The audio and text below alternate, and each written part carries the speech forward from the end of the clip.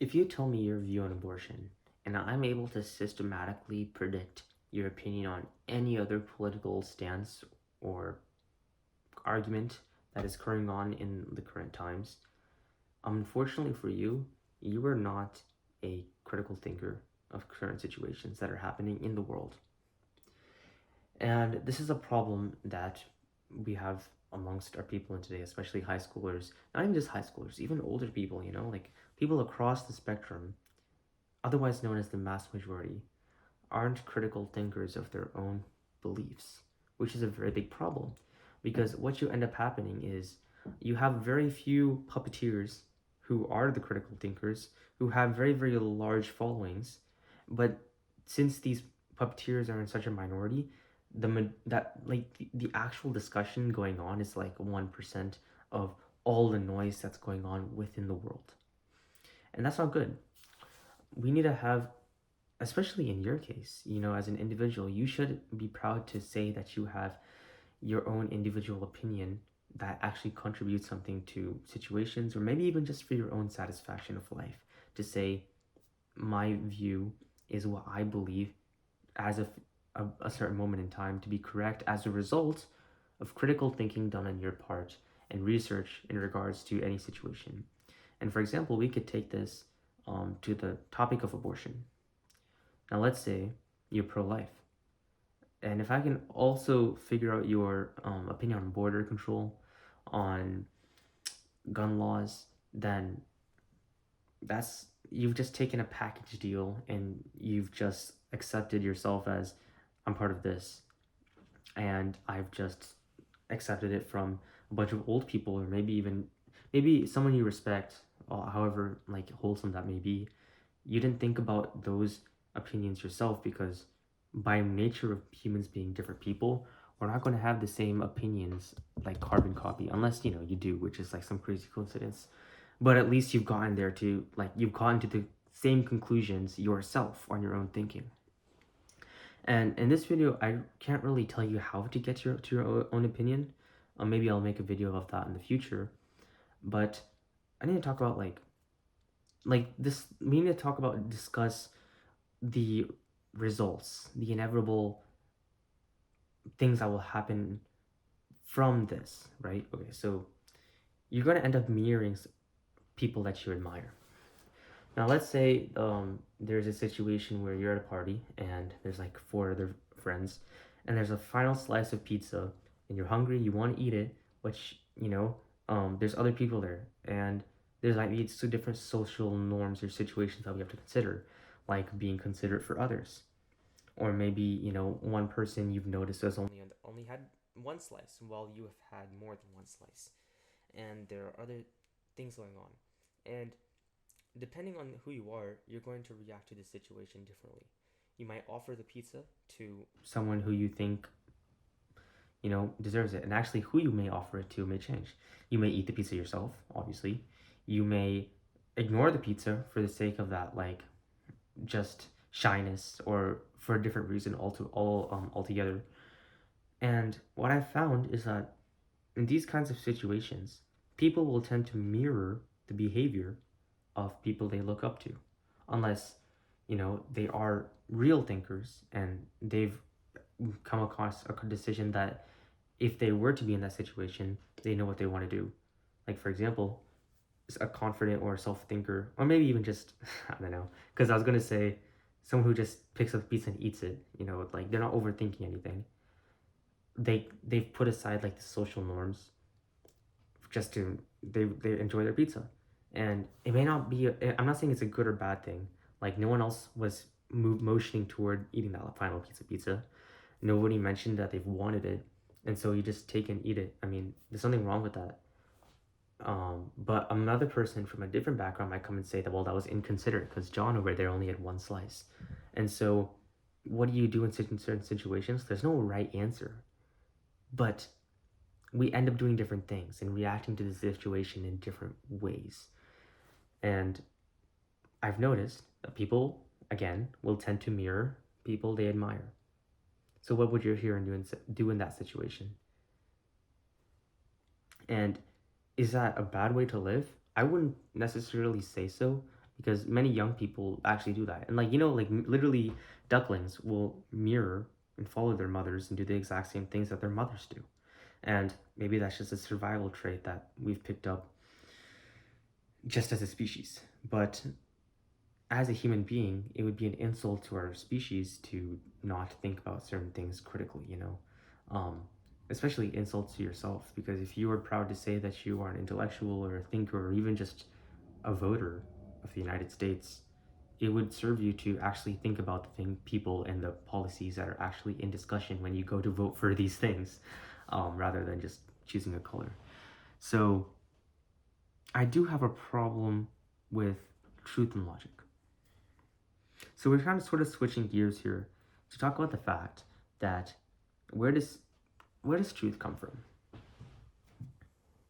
So if we take this the situation of the Bible, okay, you have theologians who are coming into the scene of truth and logic with a predetermined truth. And philosophers like Martin Heidegger would say that you should not do this. In fact, it's impossible to do. You can't discuss the basis of truth with a predisposition of what truth is. You're literally feeding off of someone's work, right? You are deciding what truth is before the question of truth even comes into the discussion. It's impossible. You talk about abortion with a Christian, and they just it's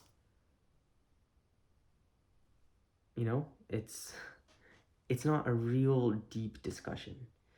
It's just, well, this is the story I've been made to believe after years of growing up in Bible school. And so, it's very clear that they didn't think through their position on the stance of what they actually believe in this sort of situation to do. And I would say that's not a good thing.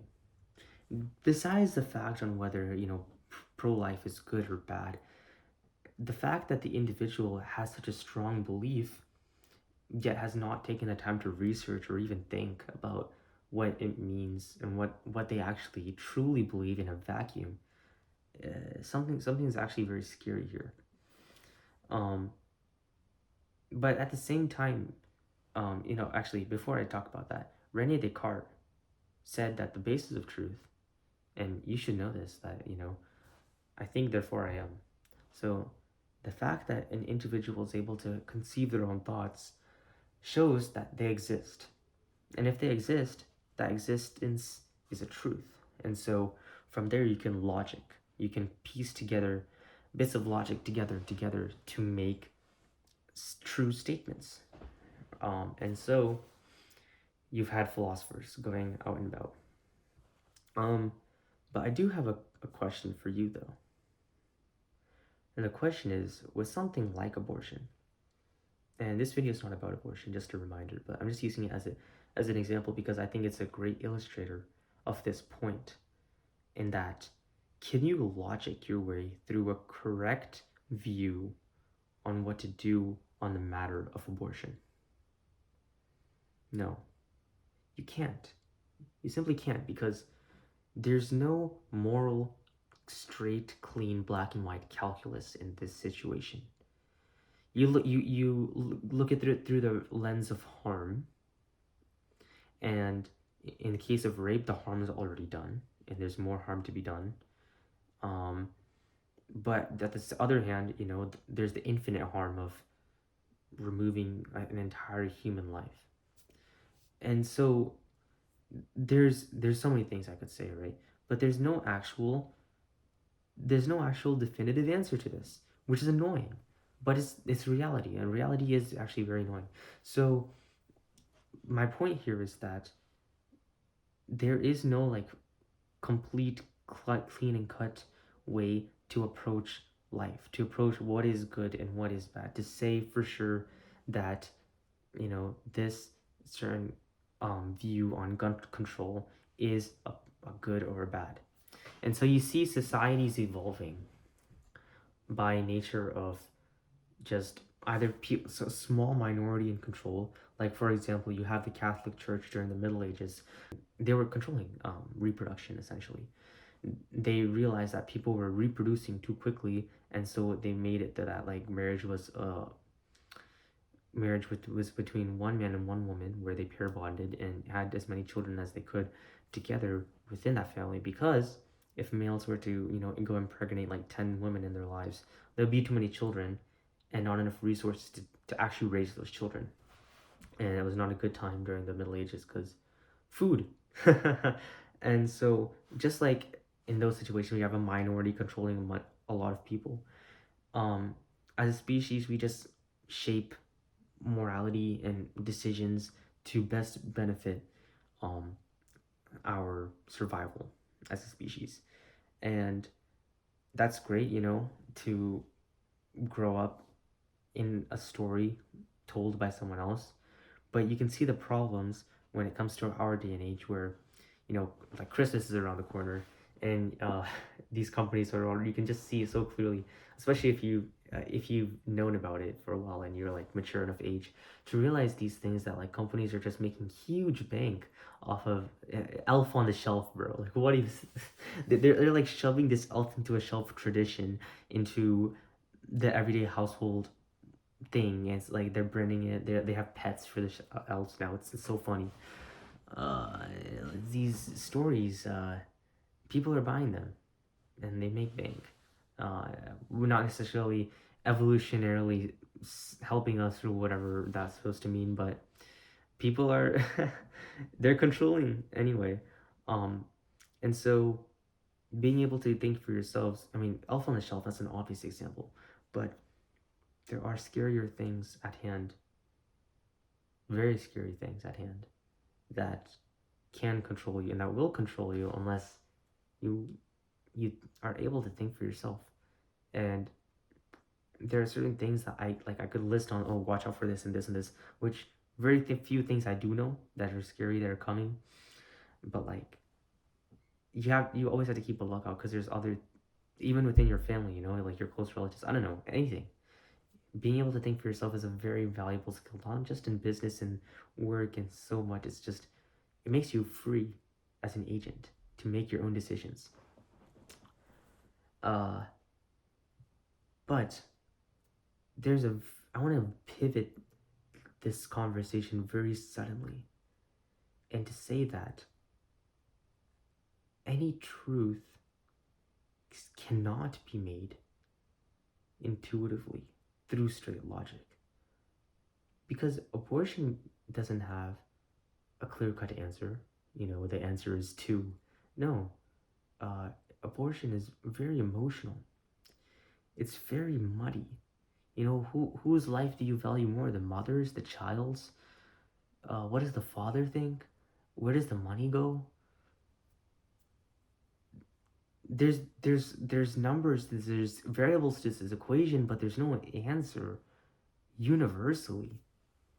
How do we know murder is wrong? Well, that's kind of easy. It's the infinite harm. But whose harm is more greater in this situation? And it's not just abortion.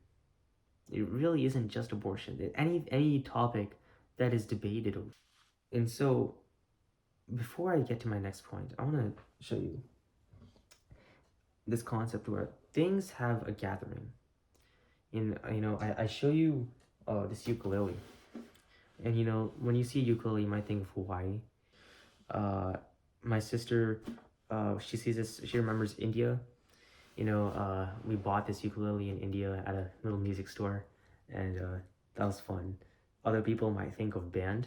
By nature of humans just being different people, we're going to have different views on how objects manifest itself into the world.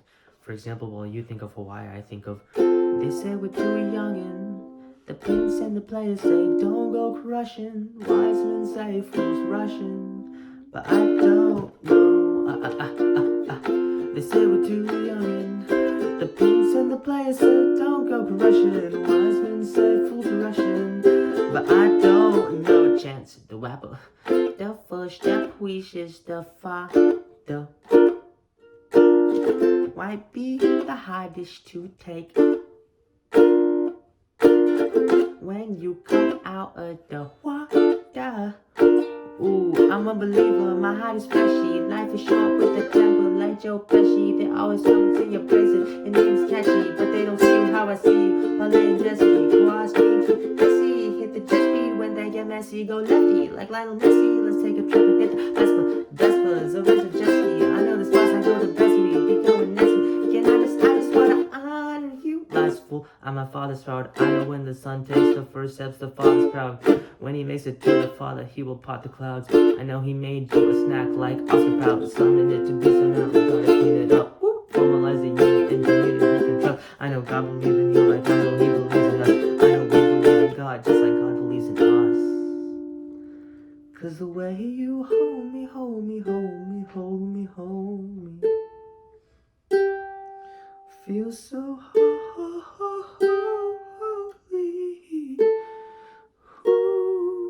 Oh God, see I'm running to the altar like a track star.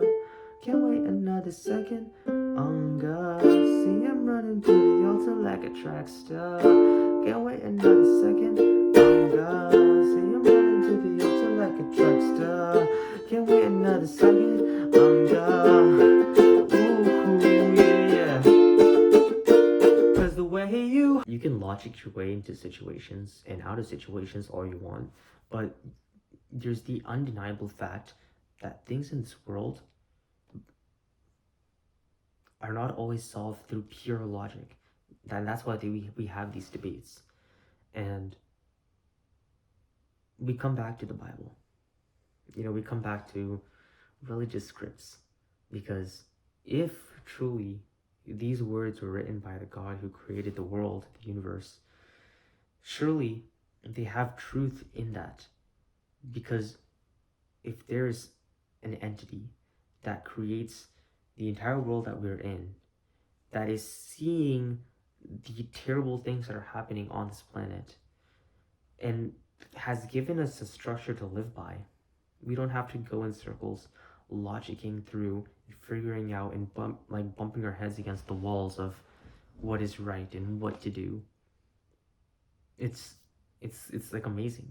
It's literally given to us on a silver platter or in a leather bound book, however you see it.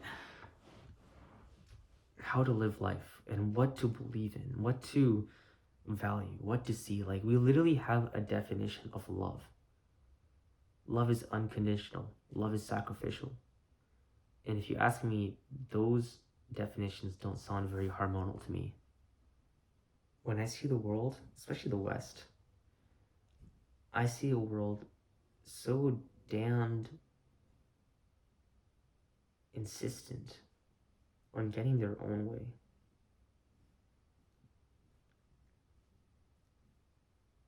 And I genuinely believe that getting your own way doesn't lead to happiness, doesn't lead to fulfillment. So many stories I could say. I'll just start with, my cousins. One of my cousins got married 2 years ago. And they just did they wanted to do a legal wedding, which just you go to whatever legal house, just get it official that you're married without a ceremony. They were pushed to do a ceremony, but they didn't have a lot of family come. It was very small. And apparently that family now, having a child, is very still. And is that a result of how they got married? I don't know, maybe not. But I do see that they wanted to get things their own way, and they refused to make sacrifices for other people, namely their parents, who wanted a traditional wedding. And it just hardens your heart. And many other things, these things are crazy.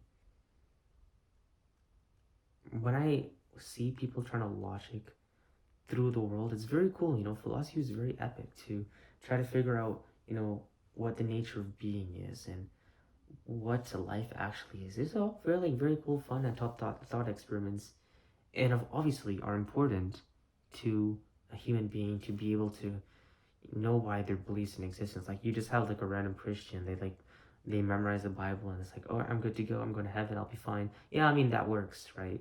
But if you don't actually think about why the Bible makes sense the way it does,